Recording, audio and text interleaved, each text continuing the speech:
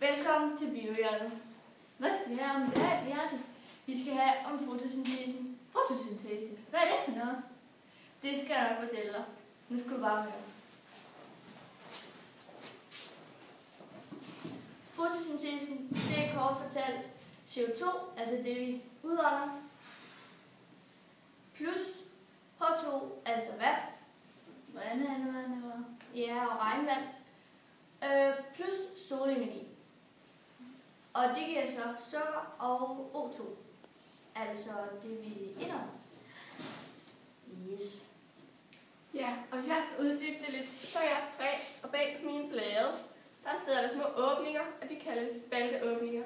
Og der kan jeg suge alt CO2, altså det menneskerne udånder, det kan jeg suge ind her. Hvor får du så vandet fra? Det får træet fra dens rødder. Rødderne de opsuger simpelthen vand. Okay. Hvor får du så energien fra? Altså jeg i solen sender energi ned til træet via mine solstråler.